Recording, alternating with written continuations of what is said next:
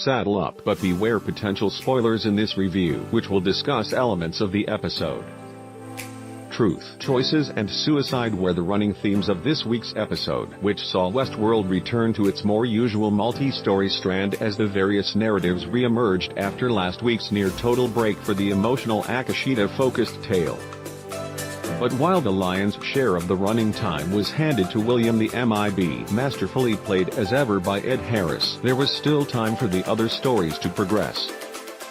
Still, it was definitely Billy's show, with Sela Ward bringing his ill-fated wife Juliet to life with the right blend of subtlety and sadness, even when she was angrily drunk shouting at Harris. There were too many surprises to be found lurking within the flashbacks, which brought the expected levels of family tension and painful secrets revealed.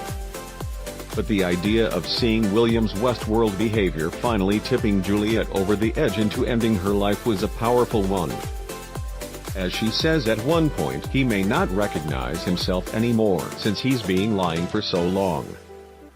And with his final moment in the episode, are we about to discover he's even more alive than we've ever figured? See the big questions section at the end. The scenes between Harris and Katya Herbers' Emily were similarly wonderful this week, particularly her venom-filled accusations against him. But even more shocking was the MIB's inability to truly tell truth from fiction in the park, as he shoots Emily believing her to be just another one of Ford's little host games. Bad news, Pop. For an episode broadcast on Father's Day, at least in the US, he's not going to win any Daddy of the Year competitions.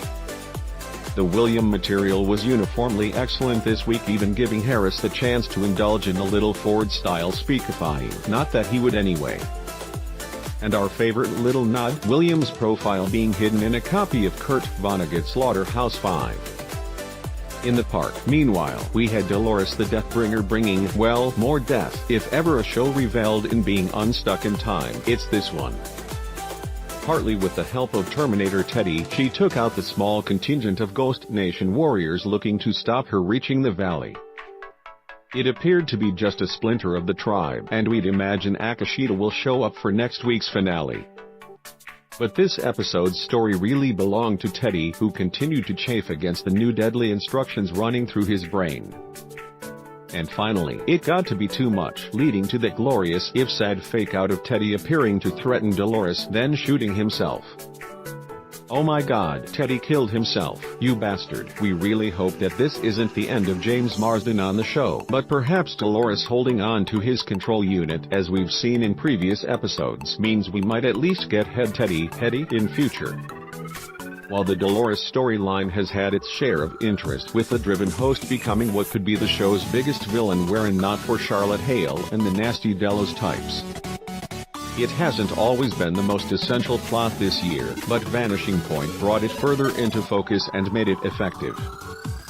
And that goes double for the Bernard strand this week, which actually moved the story along without being confusing. Well, not too confusing, at least.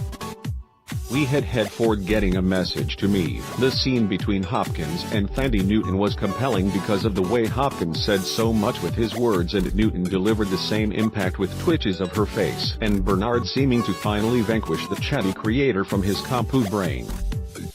We doubt Ford's gone for good, and it remains to be seen whether he pops up again at crucial moments. Bernard's quest to secure the giant human consciousness server we now know is called the Ford seems an odd plan, but at least everyone is once again headed in the same direction. Well, except for poor Elise, dumped once again and forced to wait for Team Delos to pick her up. Vanishing Point may not have had the overall cohesiveness of last week, but it delivered on several emotional levels. Offered some shocking moments and stands as one of the better regular Westworld episodes this season has had to offer. The season finale is just around the corner and we're as invested as ever in what happens. Big questions 1. Biggest question of the episode, then, is William a host? It's not one the show has really teased before, and we get the feeling he's human, but hopefully we'll get some closure on that next week. Bernard actually wasn't able to get into a room. Does this mean Delos' security has finally been boosted? Shame couldn't stop his Head Ford broadcast to me, too.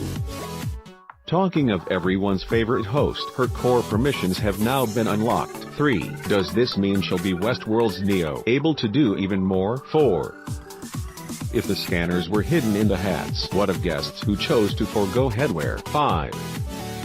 So the Valley Project is known as the Forge, a nod to Valley Forge. Do we think it's entirely possible? Read previous episode reviews below.